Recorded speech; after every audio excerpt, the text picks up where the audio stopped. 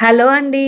Hi. Welcome to నన్ను special. ఈరోజు మన ఛానల్‌లో స్పెషల్ ఏంటంటే, ఈ సంక్రాంతి స్పెషల్ పిండి వంటకమైన నేతి అరిసెలండి. ఈ నేతి అరిసెలను చిన్న చిన్న టిప్స్‌తో ఫస్ట్ టైం చేసేవాళ్ళు కూడా ఈజీగా చేయగలిగేలాగా ఈ నేతి అరిసెల తయారీ విధానం అయితే చూసేద్దాం రండి. ముందుగా 24 అవర్స్ నాననిచ్చిన ఒక హాఫ్ కేజీ రైస్ అయితే ఇలా మిల్ పట్టించి నీట్‌గా పిండి పట్టించుకోండి.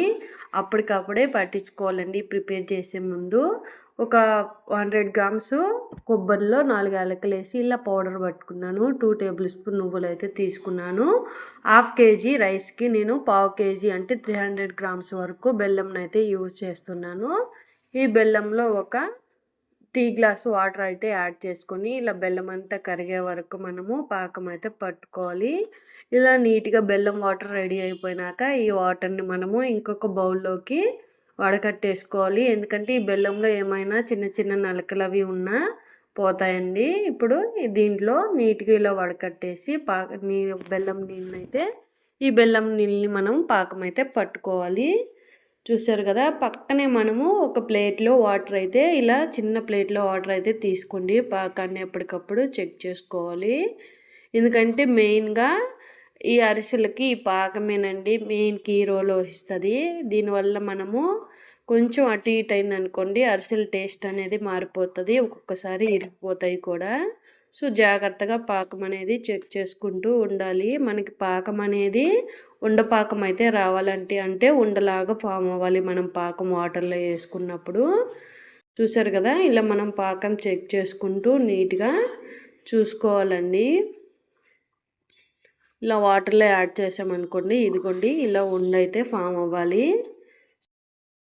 చూసారు కదా, ఇలా ఉండ ఫామ్ అవ్వాలండి. నీట్గా ఇలా ఉండ ఫామ్ అయ్యాక మనము ఇందులోకి గీ అయితే యాడ్ చేసుకున్నాము. ముందుగా ఈ పాకం అనేది ఇలా ఉడుకుతున్నప్పుడే మనము ఇందులోకి 3 టేబుల్ స్పూన్ వరకు గీ అయితే యాడ్ చేస్తున్నాను నేను.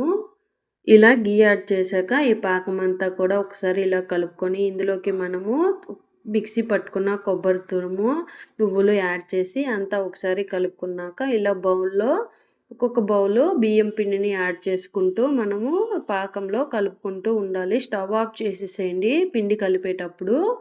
నీట్గా ఒక్కొక్క బౌలు పిండి యాడ్ చేసుకుంటూ మనము ఈ పాకంలో కలుపుకుంటూ ఉండాలి. అరిసెలకి మనకి ఎంత కన్సిస్టెన్సీ అయితే అవసరం అవుతాయో అంతవరకు మనము పిండి అనేది యాడ్ చేసుకుంటూ ఇలా కలుపుకుంటూ ఉండాలి. నేను హాఫ్ కేజీకి 300 గ్రామ్స్ తీసుకున్నాను. అలాగా కేజీకి అయితే 600 గ్రామ్స్ అలాగా మనము ఎంత కావాలో బెల్లము రైస్ అనేది తీసుకోవాలి. బియ్యం అనేది పిండి పట్టించుకోవటమే. మ్యాక్సిమం అరిసెలు చేసేటప్పుడు ఇద్దరు ఉంటే మంచిదండి. నేను కొంచెం క్వాంటిటీలో చేస్తున్నాను కాబట్టి ఒక్కదాన్నే చేస్తున్నాను. కేజీల్లో చేసేవాళ్ళు ఇద్దరు చేశారనుకోండి ఈజీ అవుతుంది. ఎందుకంటే మనము చేసేటప్పుడు మనం ఒత్తే వాళ్ళు కూడా ఇంకొకరు ఉన్నారనుకోండి ఈజీ అవుతుంది. చూసారు కదా, ఇలా పిండి కొంచెం కొంచెంగా యాడ్ చేసుకుంటూ నీట్గా మనము అంతా కూడా కలుపుకుంటూ ఉండాలి. సో ఫైనల్గా రెడీ అయిపోయింది. చూసారు కదా, ఇలా ఉండాలి కన్సిస్టెన్సీ. సో దింపేసుకొని పిండి చల్లారకుండా లిడ్ అనేది పెట్టేసుకోండి. చూసారు కదా ఎలా ఉందో. సో ఇలా అయితే ఉండాలండి. మనం ఉండ తీసుకున్నాం అనుకోండి అరిసెలు ఒత్తేదానికి ఇలా ఉండాలి. చలిమిడి అంటారు దీన్ని. మనం చలిమిడిలాగా కూడా యూజ్ చేసుకోవచ్చు. నాకు ఒక కప్పు పిండి అయితే మిగిలిందండి. ఇప్పుడు స్టవ్ ఆన్ చేసేసి డీప్ ఫ్రైకి సరిపడా ఆయిల్ అయితే హీట్ చేసేసుకోవాలి.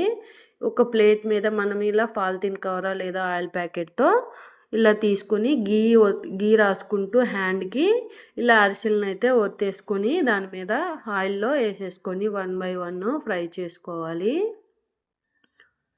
ఇవి గోల్డెన్ బ్రౌన్ కలర్ రాగానే ఇలా చిల్లులు గరిట అంటారండి దీన్ని తీసుకొని ఇలా ఒక చెమ్ముతో నీట్గా ఒత్తుకున్నాం అనుకోండి ఎక్సెస్ ఆయిల్ అంతా కూడా వెళ్ళిపోతుంది.